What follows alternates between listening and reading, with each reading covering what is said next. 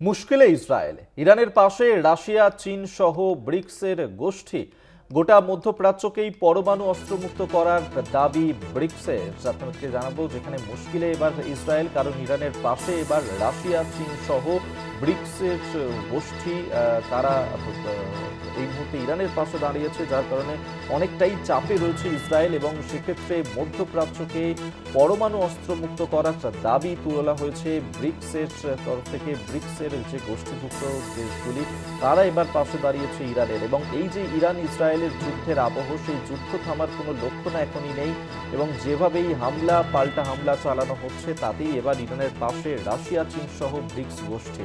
আমরা এই নিয়ে আরো কথা বলবো। সরাসরি আমাদের সঙ্গে নিউজরুম থেকে রয়েছেন আমাদের পলিটিক্যাল এডিটর আশিস চট্টোপাধ্যায়ের কাছ থেকে। আশিস দা, দেখো, যেটা জানা যাচ্ছে যে রাশিয়া, চীন, ভারত, ইরান সহ পৃথিবীর বৃহত্তম যে রাষ্ট্রগুলোর গোষ্ঠী, যাকে ব্রিক্স BRICS এই নামে অভিহিত করা হয়, তার কারণ একেবারে প্রথমে যে 5টি দেশ এই গোষ্ঠী গড়ে তুলেছিল তাদের নামের আদ্যক্ষর হচ্ছে ওগুলো, অর্থাৎ ব্রাজিল, রাশিয়া, ইন্ডিয়া, চায়না ও দক্ষিণ আফ্রিকা। এই 5টি দেশ 2009 সালে এই গোষ্ঠী গড়ে তুলেছিল। তারপরে একে একে এই গোষ্ঠীতে যোগ দিয়েছে মিশর, ইথিওপিয়া, ইরান, আরব আমিরশাহী এবং ইন্দোনেশিয়া। এই সবকটি দেশ যুক্ত হওয়ার ফলে এই গোষ্ঠীর মধ্যে যা অভ্যন্তরীণ উৎপাদন অর্থাৎ জিডিপি যেটা বলি, সেটা প্রায় G7-এর কাছাকাছি পৌঁছে গেছে। সারা পৃথিবীর প্রায় অর্ধেক মানুষ এই গোষ্ঠীর দেশগুলোতে থাকেন। সারা পৃথিবীতে যত জমি আছে তার 4 ভাগের 1 ভাগ এই দেশগুলোর মধ্যে, এবং বলা যায় সব দিক থেকে মেলালে G7 বা G20, যেটা আমেরিকা দ্বারা ডমিনেটেড, আমেরিকাই সেখানে প্রাধান্য করে, তার থেকে বড় এই গোষ্ঠী ব্রিক্স। এই ব্রিক্স সোজা জানালো যে ইরানের ওপরে ইসরায়েলের হামলা অন্যায় হয়েছে এবং ইরানের পাশে শক্তভাবে দাঁড়ালো ইসরায়েল। কিন্তু তার পাশাপাশি ব্রিক্স যে দাবি তুলেছে তাতে কিন্তু ইসরায়েল অত্যন্ত বেকায়দায়। ইসরায়েল, আমরা জানি, পরমাণু শক্তি অস্ত্র আছে তাদের, এবং এই পরমাণু অস্ত্র তাদেরকে তৈরি করতে সহযোগিতা করেছে আমেরিকা। অনেকে বলেন ইসরায়েলের কাছে অনেকগুলো পরমাণু অস্ত্র আছে, অনেকগুলো, যাকে নিউক্লিয়ার ওয়ারহেড বলে, সেরকম পরমাণু অস্ত্র অনেকগুলো আছে। অনেকে বলেন 10টা 12টা, অনেকে বলে তার থেকে অনেক বেশি, 25, 30, 40, 50টাও পরমাণু অস্ত্র থাকতে পারে ইরানের কাছে।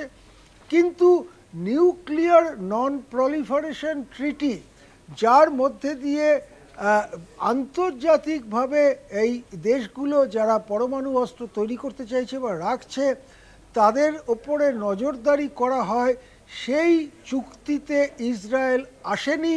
ইসরায়েল একেবারে গায়ের জোরে নিজের কাছে পরমাণু অস্ত্র রেখে দিয়েছে। এইবারে ব্রিক্স গোষ্ঠী দাবি করল মধ্যপ্রাচ্যে কোনো পরমাণু অস্ত্রই রাখা চলবে না। আমাদের মনে পড়বে ইরানকে আক্রমণের সময় ইসরায়েল এবং আমেরিকা বলেছিল ইরান পরমাণু অস্ত্র বানাতে চাইছে, তাই ইরানকে আক্রমণ করা হচ্ছে। তাহলে ইসরায়েলকে পরমাণু অস্ত্র রাখার অনুমতিটা কে দিয়েছে? আমেরিকা ছাড়া আর কেউ দিয়েছে কি? এইবারে ইসরায়েলের এই বেআইনি পরমাণু অস্ত্র রাখাটা নিয়েই বড় প্রশ্ন তুলে দিল ব্রিক্স গোষ্ঠী, যার মধ্যে চীন, রাশিয়া, ভারত এরা সদস্য। এবং ব্রিক্স গোষ্ঠী সোজা সাপটা জানাচ্ছে মধ্যপ্রাচ্যে পরমাণু অস্ত্র রাখা যাবে না।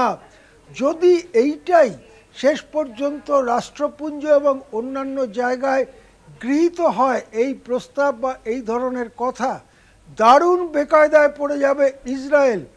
ইসরায়েলকে অন্তত বলতে হবে যে আমাদের কাছে পরমাণু অস্ত্র রয়েছে এবং সেটা আন্তর্জাতিকভাবে ইন্সপেকশনের জন্য, পরিদর্শনের জন্য তাদের দেশকে খুলে দিতে হবে, এবং তাদের যে মানে আবরণী দিয়ে, পর্দা দিয়ে নিজেদের পরমাণু অস্ত্র ঢেকে রেখেছেন।